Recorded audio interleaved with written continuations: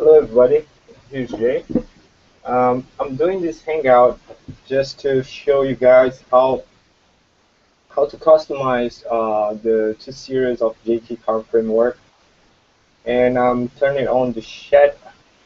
So if you guys have any question, any suggestion, just write me in the box right next to the window. All right, let's start. As you can see on my screen, this is a clean installation. I didn't do anything with it. I didn't add no vehicle or anything.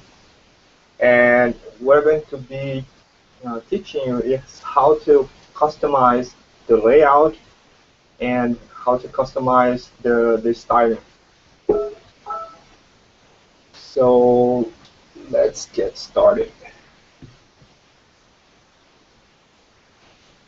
In the directory from JT Car Framework, as you can see highlighted, there's a view um, folder right here, which holds all the third-party modules such as Bootstrap, CK Editor, jQuery, and everything I use to build this, and holds the CSS files for all the pages, plus the CSS file for the whole system. So this system.css is loaded in all pages, right?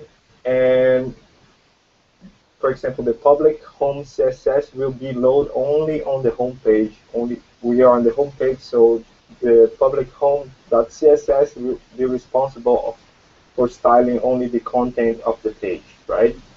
So the top header is declared under system, and the foot page, which is also displaying all pages, are declared also in the system.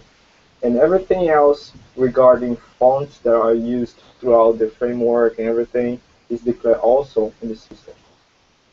To give you an example, let's change Arial to something else so we can see what happens. Carrier, save. You see that the entire website changed based on just one CSS file. I'm just going to put this as half window and the code as half window so you guys can see me changing things in real time.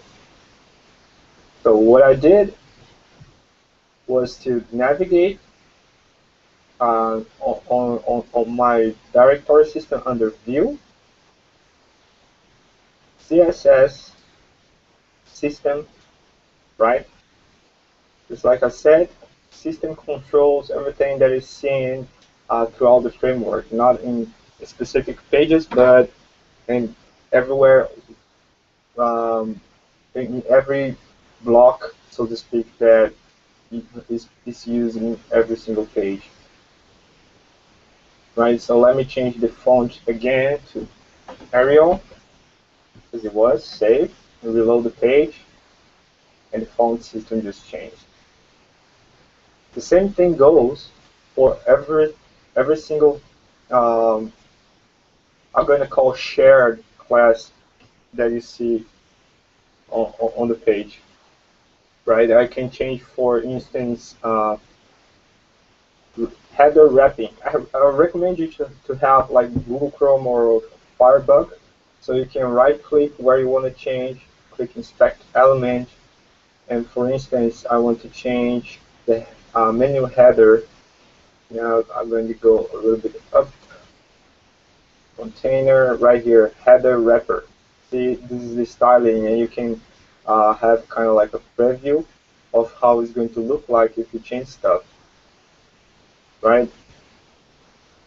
So instead of auto, I'm going to say 150 pixel, and just going to throw the header height to 150 pixel. You see, you can see the result in real time. So that's one tool that I advise you to use when working with themes or template. Not only for this one, but any framework you might want to use, WordPress, Joomla, or anything like that. next thing I want to do is to show you how to change the styling in the page itself. Like I said, every single page has its own CSS file, which is defined as follows. Each authentication group has a name. For guests, for example, like I'm not logged in, it's public. If I log in as user, it will be user. And if I log in as a dealer, it's going to be dealer. So as you see, the name, the first part of the name is the authentication group name, and the second part is the page name. The page name you can get by clicking, for example, inventory. So the page name will be browse inventory, which will be public, and browse inventory right here. So in this case, if I want to change that, I would declare, for example, H1, which is the header, which is this right here, right? H1 would be color green. Important, just to make sure it overrides. This is green. I can change this to red. And it turns red. But it only affects this page. If I go to a different page, for example, this one is H1 tag 2, as you can see, it doesn't affect this one because I changed the page's CSS style and not the global CSS style. If you want to change this globally, as I said before, you need to go to system.css and look for the H1 tag, and if there is not a H1 tag, you can just add one, right? So it's kind of simple to get your head around based on the file name, because not only the CSS but also the JavaScript has the same name but different extension, and so does the page itself. So we are under inventory, for example, right? Inventory, so public browser inventory. So let's say I want to add something else on the HTML. So I'm going to just get form. I'm going to put on the top. I put something on the top, right? I'm going to say H1. This is an example. Just go ahead and save that, refresh, and there I have it, right? So I can change the entire page's layout based on this file. So inner content wrapper is the page wrapper, and then you see comments throughout the code, which will help you to figure out where you're working in. So here starts the error feedback, for example, and then you get the controls. This is the PHP variable that holds the list, right? That is, it's not too many code that you need to figure out what it does, because this is mostly simple HTML stuff, so it's kind of easy to change things around. Pagination wrap, and if I want to change those styles, like suppose I want to find, where do I find this class right here, right? So you go to CSS, public browser inventory.css, so public browser inventory.css, pagination wrap, find pagination wrap, and there you have it. So it took me less than 1 minute to find where is the class and how to change it, right? And you can also change the HTML. You can add or remove block of tags that you don't want to use, or add more stuff that you want to use. So now let's talk about headers.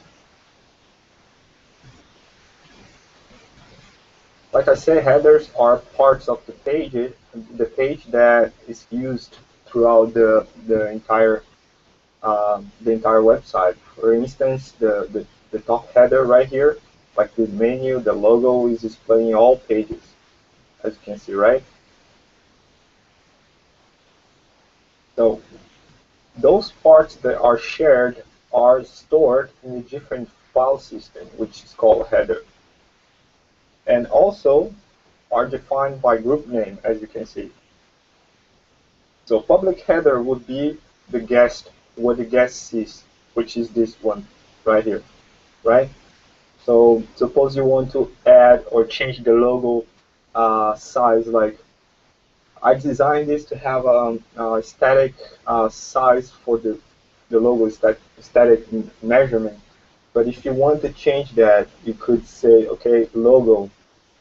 If you're using NetBeans like I do, you just hold Control and click it, and it takes you to the class and opens the file if it's not open too, right? So you see here, with 170, I can change this to auto.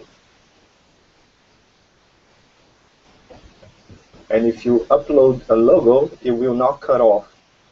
It will just, it's in there, but it might do some layout damage. So you should also change the wrap size here to automatic, so it just expands as the logo gets bigger and bigger.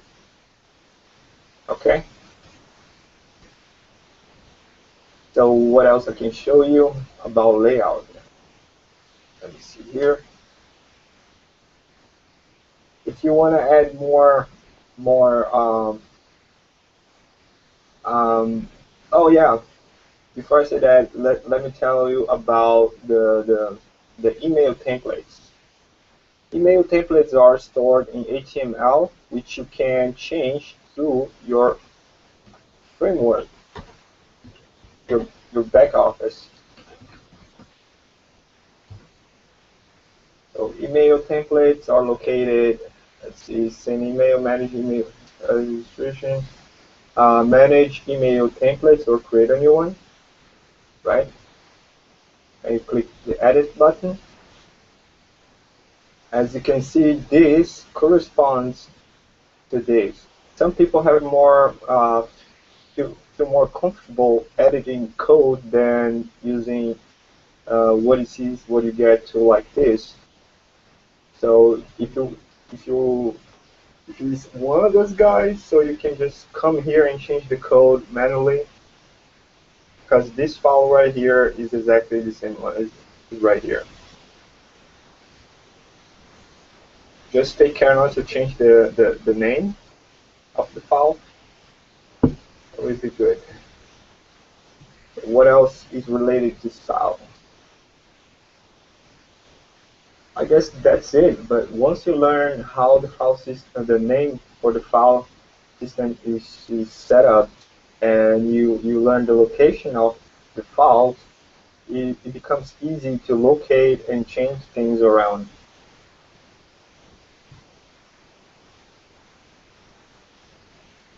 Now, yeah, I guess I'm going to show you how, the the static variables that you should use when setting up like a static reference to images, for example.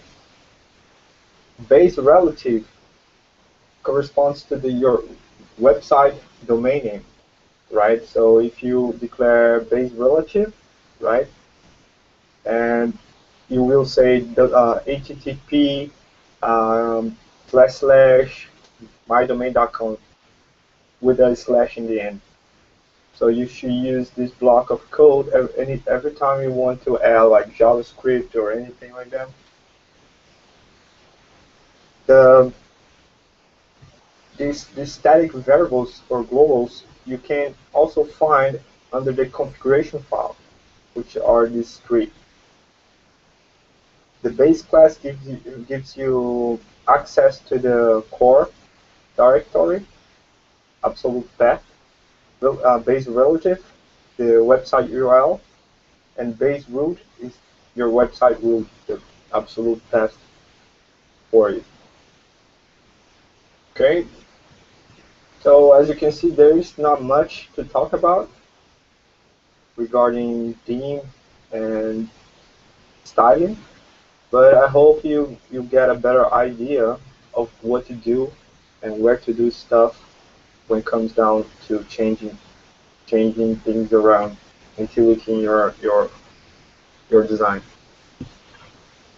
If you have any suggestion, comment, or critique, I'm taking everything. Just leave a message on the box below, and I'll be glad to reply. Okay, thank you for watching, and bye bye.